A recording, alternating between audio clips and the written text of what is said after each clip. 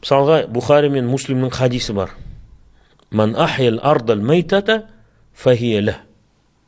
Кімде-кім өлі жерді тірілткен болса, ол оныкі деген. Енді пайғамбарымыз саллаллаху алейхи вассаламның бұл хадисі. Не деген сөз бұл?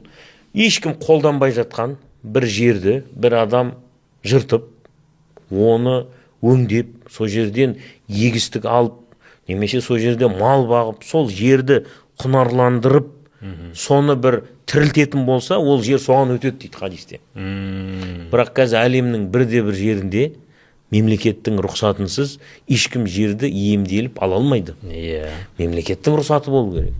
Енді имам Абу Ханифа айтады, бұл хадисті пайғамбар саллаллаху алейхи вассалам пайғамбар ретінде айтты ма, жоқ ел басқарып отырған басшы ретінде айтты ма? Имам Абу Ханифа айтады, бұл ел басқарып отырған басшы ретінде айтты дейді бұл хадисті. Яғни сол кезде өзі басқарып отырған араб жазирасында, ол кезде шөл көп, қазір де шөл көп, бір ынталандыру болды да, мемлекет басшысы ретінде мен соған берем деп тұрған сөзі ғой.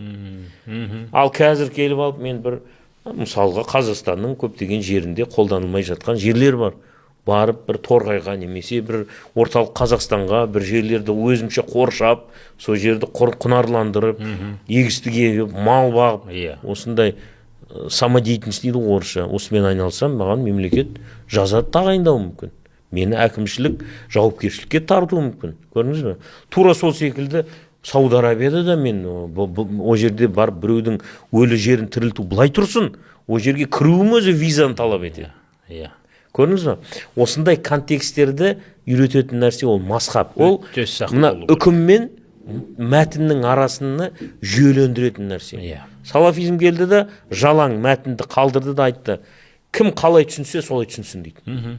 Содан кейін мына жерде блогер келді, мына жерде артист, мына жерде спортсмен, бәрі бір сәтте ислам ғұламаларына айналып кетті. 4 мазхабтың орнына 40 мың мазхаб пайда болды.